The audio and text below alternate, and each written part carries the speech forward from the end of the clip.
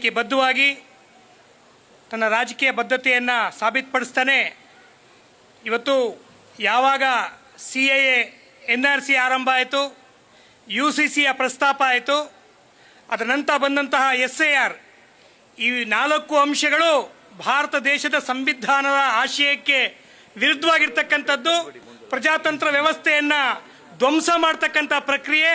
ಈ ಪ್ರಕ್ರಿಯೆ BJP ಬಹಳ ಪ್ರಜ್ಞಾಪೂರ್ವಕವಾಗಿ ಭಾರತ ದೇಶದಲ್ಲಿ ಸಂವಿಧಾನದ ಜಾಗದಲ್ಲಿ ನಾಜಿವಾದವನ್ನು ತರಬೇಕು ಅಂತಕ್ಕಂಥ ಏನು ರಾಜಕೀಯ ಷಡ್ಯಂತ್ರ ಮಾಡ್ತಾ ಇದೆ. ಇಂಥ ಷಡ್ಯಂತ್ರವನ್ನು ಸೋಲಿಸಲಿಕ್ಕೆ ಭಾರತ ಕಮ್ಯುನಿಸ್ಟ್ ಪಕ್ಷ ಯಾವುದೇ ಸಂದರ್ಭದಲ್ಲೂ ರಾಜಿ ರಹಿತವಾಗಿರ್ತಕ್ಕಂಥ ಹೋರಾಟ ಮಾಡಲಿಕ್ಕೆ ಸಿದ್ಧವಾಗಿದೆ. ಆ ಹಿನ್ನೆಲೆಯಲ್ಲಿ ಇವತ್ತಿನ ವೇದಿಕೆಯಲ್ಲೂ ಕೂಡ ಪ್ರಾಮಾಣಿಕವಾಗಿ SIR ವಿರುದ್ಧ ಇವತ್ತು ಮಾತಾಡಲಿಕ್ಕೆ, SIR ವಿರುದ್ಧ ಸಂಕಲ್ಪವನ್ನು ತೊಡಲಿಕ್ಕೆ ಈ ವೇದಿಕೆಯಲ್ಲಿ ಸಹಭಾಗಿಯಾಗಿದೆ ಅಂತಕ್ಕಂಥದ್ದನ್ನ ಪ್ರಸ್ತಾಪ ಮಾಡ್ತಾ ಒಂದು ವಿಚಾರ ಅಷ್ಟೇ ನಾನು ಮಾತಾಡ್ತಾ ಇದ್ದೀನಿ.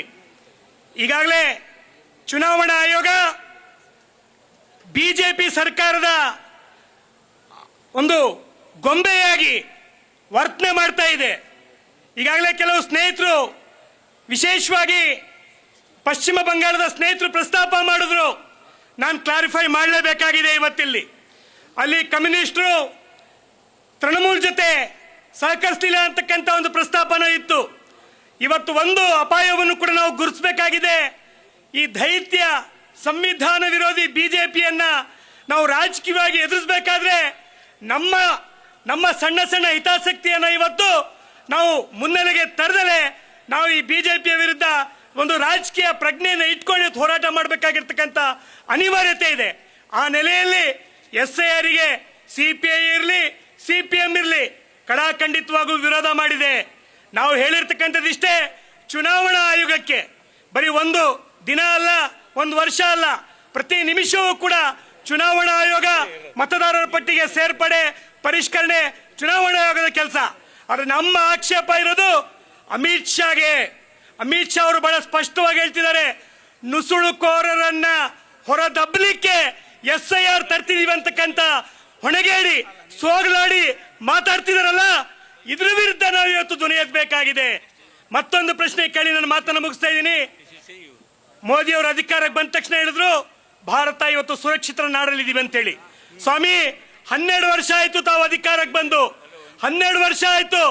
12 ವರ್ಷದಲ್ಲಿ ತಾವೇ ಗೃಹ ಸಚಿವರಾಗಿದ್ದೀರಿ, ನುಸುಳುಕೋರು ಇದ್ದಾರೆ ಅಂತಕ್ಕಂಥ ಮಾತನಾಡ್ತಿದ್ದೀರಿ. ನಿಮ್ಗೆ ಏನಾದ್ರು ಮಾನ ಮರ್ಯಾದೆ ನೈತಿಕತೆ ಇದ್ರೆ ತಾವು ತಮ್ಮ ಹುದ್ದೆಗೆ ರಾಜೀನಾಮೆ ಕೊಡಬೇಕು. 12 ವರ್ಷಗಳ ನಿರಂತರ ಅವಧಿಯಲ್ಲಿ ನುಸುಳುಕೋರನ್ನ ಇಟ್ಕೊಂಡು ತಾವು ಆಡಳಿತ ಮಾಡ್ತಿದ್ದೀರಿ ಅಂದ್ರೆ ನಿಮ್ಮಷ್ಟು ಲಜ್ಜೆಗೇಡಿತನ ಬೇರೆ ಯಾರು ಇಲ್ಲ ಅಂತಕ್ಕಂಥ ಮಾತನ್ನ ಹೇಳ್ತಾ, ಇಂಥ ಒಂದು ಸೋಗಲಾಡಿ ರಾಜಕಾರಣಕ್ಕೆ ಧಿಕ್ಕಾರ ಹಾಕ್ತಾ SIR ಪ್ರಕ್ರಿಯೆಗೆ ಯಾವುದೇ ಕಾರಣಕ್ಕೂ ಕಮ್ಯುನಿಸ್ಟ್ ಪಕ್ಷಗಳು ಅವಕಾಶ ಮಾಡಿಕೊಡೋದಿಲ್ಲ. ಸಂವಿಧಾನವಾಗಿರ್ತಕ್ಕಂಥ ಪ್ರಕ್ರಿಯೆಗೆ ನಾವೆಲ್ಲರೂ ಕೂಡ ಎಲ್ಲ ರೀತಿಯ ತ್ಯಾಗ ಬಲಿದಾನ ಮಾಡಲಿಕ್ಕೆ ಸಿದ್ಧವಿದ್ದೀವಿ ಅಂತಕ್ಕಂಥ ಮಾತನ್ನ ಹೇಳಿ, ನಾವೆಲ್ಲರೂ ಕೂಡ ಕರ್ನಾಟಕ ರಾಜ್ಯದಲ್ಲಿ ಕಾಂಗ್ರೆಸ್ನವರಿಗೆ ಕಿವಿಮಾತು ಹೇಳ್ತಾನೆ ಇದ್ದೀವಿ. ಕಾಂಗ್ರೆಸ್ನವರು ಕೂಡ ತಮ್ಮ ಒಂದು ಸಂಕುಚಿತತೆಯನ್ನು ಬಿಟ್ಟು ಇವತ್ತು ಇಂಡಿಯಾ ಒಕ್ಕೂಟ ಅಂತಕ್ಕಂಥ ಒಂದು ವ್ಯವಸ್ಥೆಯನ್ನು ರೂಪಿಸ್ಕೊಂಡಿದ್ದೀವಿ. ಆದರೆ ಸಾಂದರ್ಭಿಕವಾಗಿರ್ತಕ್ಕಂಥ ಏನು ತಮ್ಮ ಸ್ವಂತ ಆಶಯ ಇಚ್ಛೆ ಇದ್ದಾಗ ಮಾತ್ರ ಮುನ್ನೆಲೆಗೆ ಬಂದು ಬೇರೆ ಸಂದರ್ಭದಲ್ಲಿ ಇಂಥ ಸಣ್ಣ ಪುಟ್ಟ ಅಥವಾ ಇತರೆ ಪ್ರಗತಿಪರ ರಾಜಕೀಯ ಸಂಘಟನೆಗಳನ್ನ ಬದಿಸರ್ತಕ್ಕಂಥ ಏನು ಕೆಲಸ ಇದೆ ಅದನ್ನ ಕೈ ಬಿಡಬೇಕು.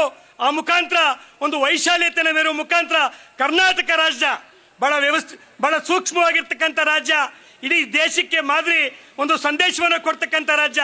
ಇಂಥ ರಾಜ್ಯದಲ್ಲಿ ಕಾಂಗ್ರೆಸ್ ಸರ್ಕಾರ ಈ SIR ವಿರುದ್ಧವಾಗಿರ್ತಕ್ಕಂಥ ಒಂದು ಆಂದೋಲನ ಅಭಿಯಾನಕ್ಕೆ ನೇತೃತ್ವ ವಹಿಸಬೇಕು ಅಂತಕ್ಕಂಥ ಆ ಕಳಕಳಿಯನ್ನು ಪ್ರದರ್ಶನ ಮಾಡಿ ಇಂಡಿಯಾ ಒಕ್ಕೂಟದ ಎಲ್ಲ ಮಿತ್ರ ಸಂಘಟನೆಗಳನ್ನ, ಪಕ್ಷಗಳನ್ನ ತನ್ನ ಜೊತೆ ಕೂರಿಸಿ ತಾವು ಈ ಹೋರಾಟಕ್ಕೆ ನಾಯಕತ್ವ ಕೊಡಬೇಕು ಅಂತ ಹೇಳಿ ವಿನಂತಿ ಮಾಡಿ ಮತ್ತೊಮ್ಮೆ ಸ್ಪಷ್ಟೀಕರಣ ಮಾಡ್ತೀವಿ. ಯಾವತ್ತೂ ಕೂಡ ಕಮ್ಯುನಿಸ್ಟರು SIR, UCC, CAA, NRCಗೆ ಯಾವತ್ತೂ ಕೂಡ ಧಿಕ್ಕಾರ ಹೇಳ್ತೀವಿ. ಜಾರಿ ಮಾಡಲಿಕ್ಕೆ ಎಂಥ ಸಂದರ್ಭ ಬಂದರೂ ಕೂಡ ರಾಜಿ ಮಾಡ್ಕೊಳ್ಳೋದಿಲ್ಲ ಅಂತಕ್ಕಂಥ ಮಾತನ್ನ ಹೇಳಿ ನನ್ನ ಮಾತನ್ನ ಮುಗಿಸ್ತಾ ಇದ್ದೀನಿ. ಇನ್ಕ್ಲಾಬ್ ಜಿಂದಾಬಾದ್.